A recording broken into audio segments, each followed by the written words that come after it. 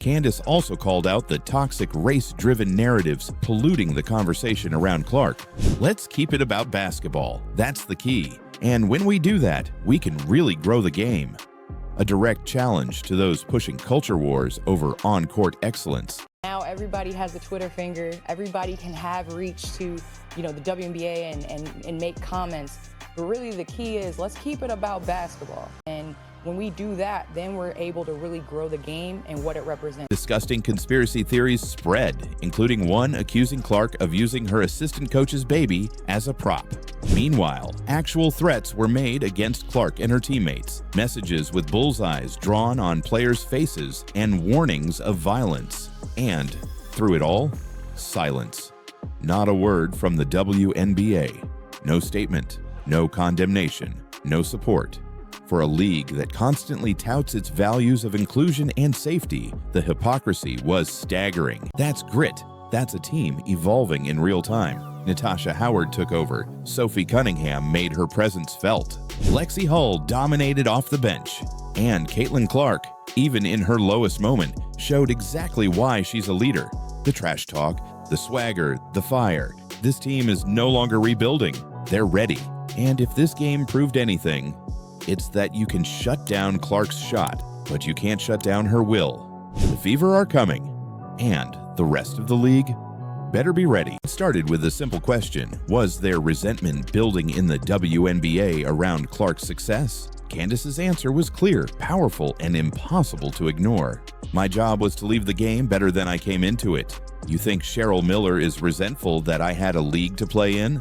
She mentored me. And I'm doing the same for Caitlin Clark and all the women in the WNBA. Sensational young player who's brought a lot of popularity to the WNBA, and I'll leave it at that.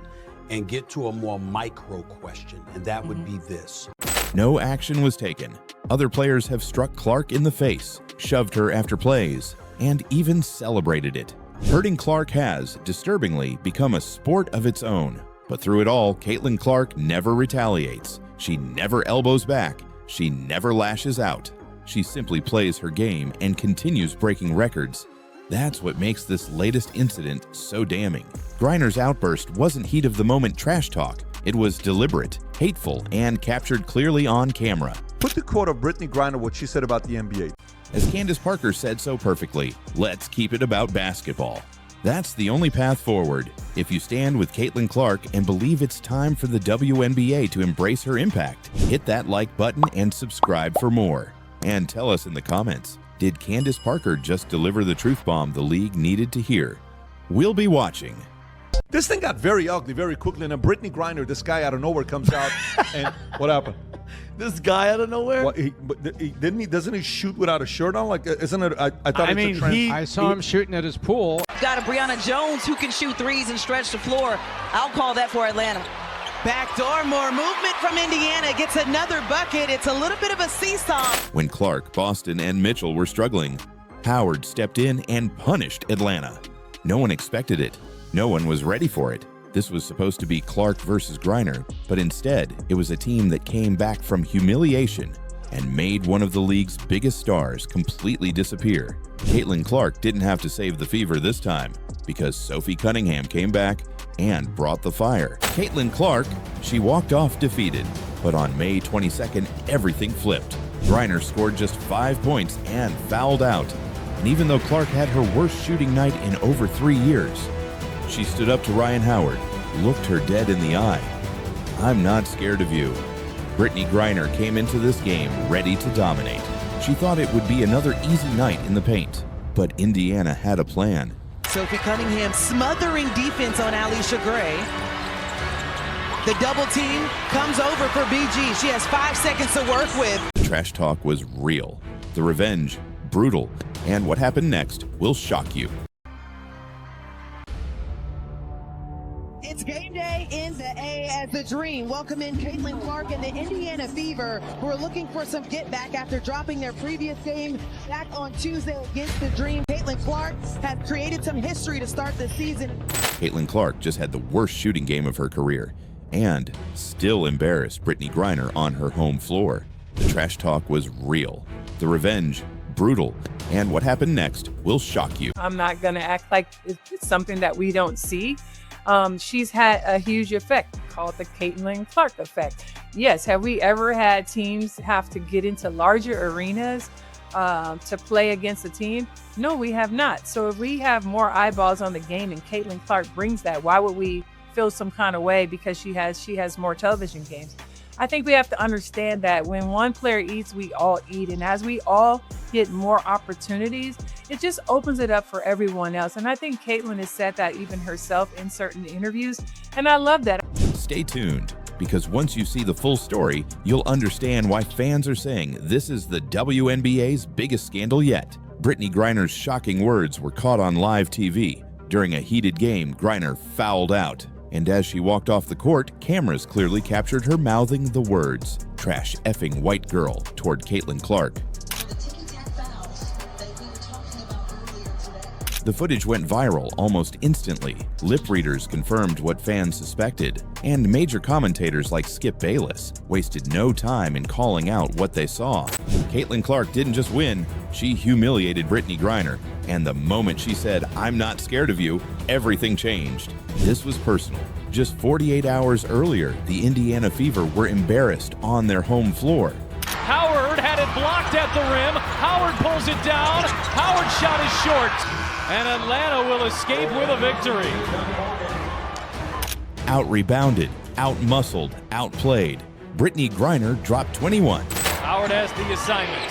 Griner has the size, ducks in. Oh, pretty finish. You got to make her make that tough play and not foul her. Yet the WNBA, which rushed to investigate fans after unverified claims of racism toward Angel Reese, is now turning a blind eye when racism comes from a player. Commentators scrambled to excuse Griner's words. Some even claimed she said "whack call" instead. Now, I think it was my old friend Jamel Hill, used to work with her at ESPN. I believe Jamel said Griner actually said fucking whack call, and that could be the case. I'm not a lip reader. But it sure looks to me like the last word is girl, not call. Back-to-back buckets for Indiana. Now things are starting to groove. Because sometimes leadership isn't about scoring, it's about refusing to back down. And that's what Caitlin Clark gave them. Belief, swagger, grit. This wasn't just a win. It was the moment the Indiana Fever became dangerous. The Indiana Fever didn't just get revenge. They sent a warning to the entire WNBA. They beat a playoff team on the road. They shut down Brittany Griner, and they did it all with their superstar having the worst game of her career. That's not luck, that's depth. Handoff, Clark. Skip pass left wing, Cunningham tees it up, and the three is good. That does it for the first 10 minutes. The Fever trail the Dream 18-13. In just 20 minutes, off the bench, 9 points, 6 rebounds. She sparked an 11-0 run, hit her first 3 of the season, and took a charge in the final seconds. Pure energy, pure chaos, pure impact. Then came Lexi Hull. 10 points, 4 assists, career-high performance. Hull going right at Tahina Pow and gets the bucket. Yet when Brittany Griner hurled that slur on national television, there was no accountability. And let's not pretend this was an isolated incident. Was playing a game, and this is what Brittany Griner calls. I was not going to comment on any of this stuff until this took place. Watch what she says. The entire internet has reacted to this. Here's Brittany Griner. They're playing against the Indiana Fever, and look what she's saying. Go ahead, Rob. For the ticky-tack fouls that we were talking about earlier today. Well, that pretty much sounds like trash effing white girl. Yeah. I mean, let's just be honest. So the whole market reacts to this with Brittany Griner, right? And this is where the tension finally snapped, because when Candace Parker spoke out on ESPN, she didn't just defend Caitlin Clark, she exposed the entire system that had allowed this toxic culture to fester. When Candace Parker sat down on ESPN's First Take, no one expected the conversation to explode the way it did. But what unfolded was a masterclass in leadership and a devastating blow to Caitlin Clark's critics. It started with a simple question: was there resentment building in the WNBA around Clark's success? Candace's answer was clear, powerful, and impossible to ignore.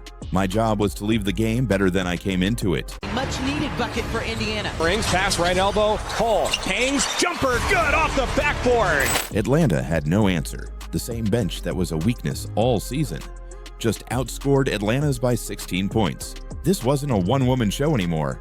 The Fever proved they were deeper, stronger, and ready to win ugly. Even with Clark shooting bricks, they looked like contenders. And it's all because role players stepped up when the lights were the brightest. This team didn't just bounce back. They transformed. Caitlin Clark was 0 for 5 from 3. She had 5 fouls. Her shot, cold. But her message, red hot. And even though Clark had her worst shooting night in over 3 years, she stood up to Ryan Howard, looked her dead in the eye. I'm not scared of you. Brittney Griner came into this game ready to dominate. He thought it would be another easy night in the paint. But Indiana had a plan. Every time Griner touched the ball, she got swarmed. Double teams, contact, chaos.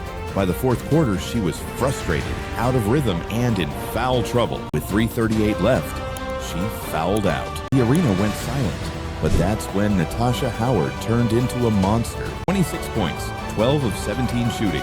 She erased her bad game 1 and took over the second half. Instead, it's exposed a deep, uncomfortable truth about the league. A wave of jealousy, bitterness, and targeted hate that has overshadowed her incredible impact. And it's not just whispers behind the scenes anymore. From players and media figures to leadership at the very top of the WNBA, a toxic resistance has taken hold. But why? The numbers tell the story. Caitlin Clark is single-handedly driving the league's biggest growth in history.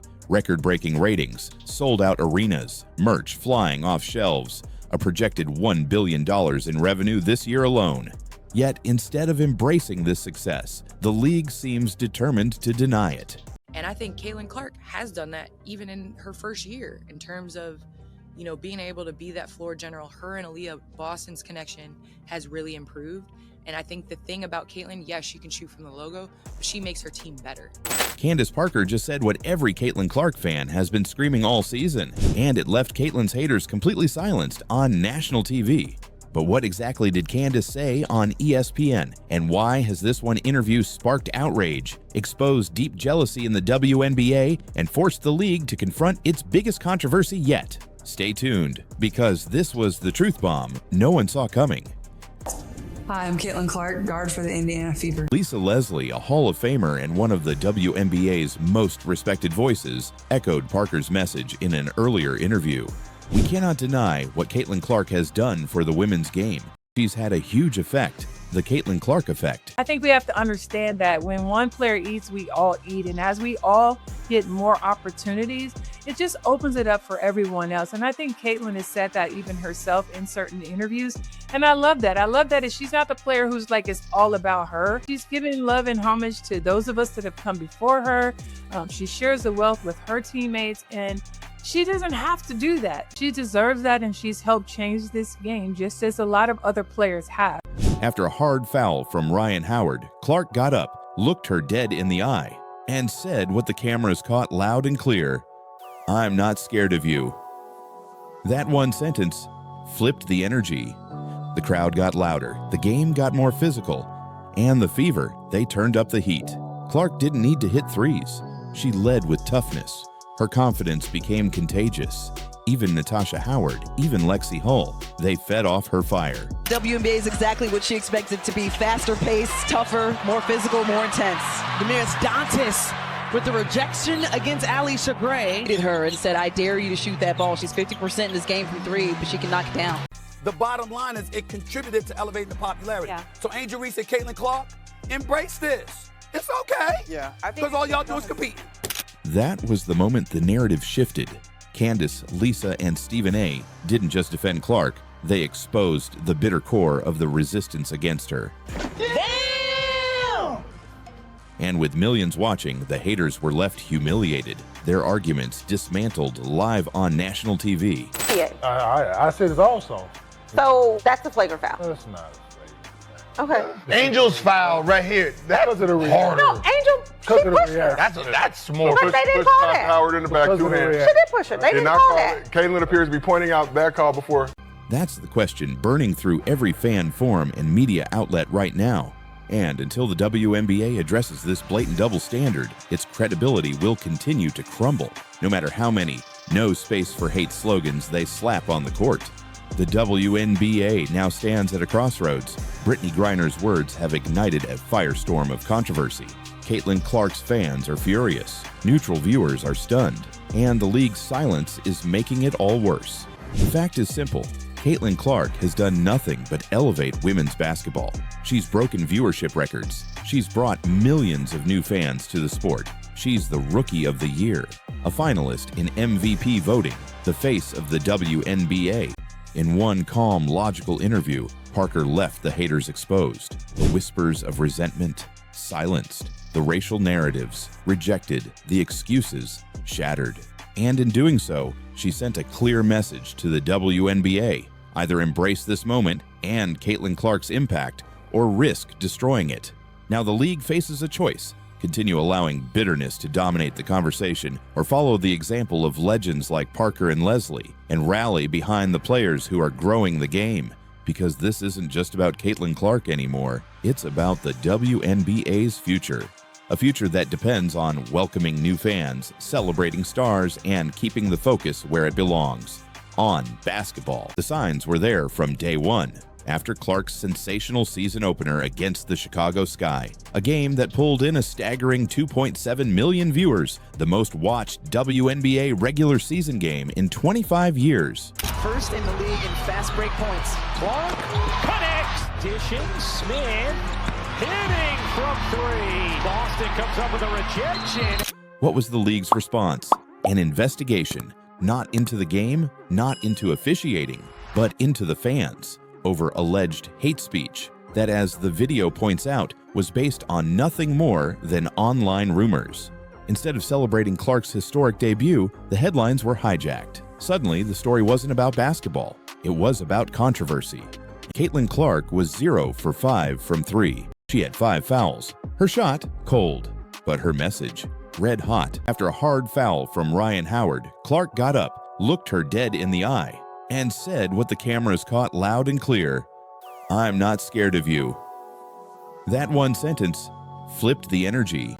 The crowd got louder, the game got more physical, and the Fever, they turned up the heat, because sometimes leadership isn't about scoring, it's about refusing to back down, and that's what Caitlin Clark gave them. It was the moment the Indiana Fever became dangerous. They shut down Brittany Griner, and they did it all with their superstar having the worst game of her career. And if this game proved anything, it's that you can shut down Clark's shot, but you can't shut down her will. But my thing is, had Angel or anyone else done the exact same type of a foul to Caitlin, the storyline's different. Candace Parker's ESPN Truth Bomb wasn't just a defense of Caitlin Clark, it was a line in the sand. Top WNBA legend with the credibility to speak without fear, calling out the league's toxic undercurrent, jealousy, race baiting, and media spin for what it really is: a distraction, a threat to the very growth everyone claims to want. In one calm, logical interview, Parker left the haters exposed, the whispers of resentment silenced, the racial narratives rejected, the excuses shattered. And in doing so, she sent a clear message to the WNBA: either embrace this moment and Caitlin Clark's impact, or risk destroying it. I love that she's not the player who's like, it's all about her. It's not. She's giving love and homage to those of us that have come before her. She shares the wealth with her teammates, and she doesn't have to do that. So I just don't, again, I don't know what the big deal is about the fact that Caitlin is getting a lot of love. She deserves that, and she's helped change this game just as a lot of other players have. But it is what it is. Simple, logical, unarguable. And then came Stephen A. Smith, one of the few mainstream voices willing to say what so many in the WNBA won't. Addressing players upset about Clark's TV exposure, he drew the perfect comparison. Michael Jordan wasn't yet winning championships, but his popularity was so astronomical that the NBA marketed everything around him.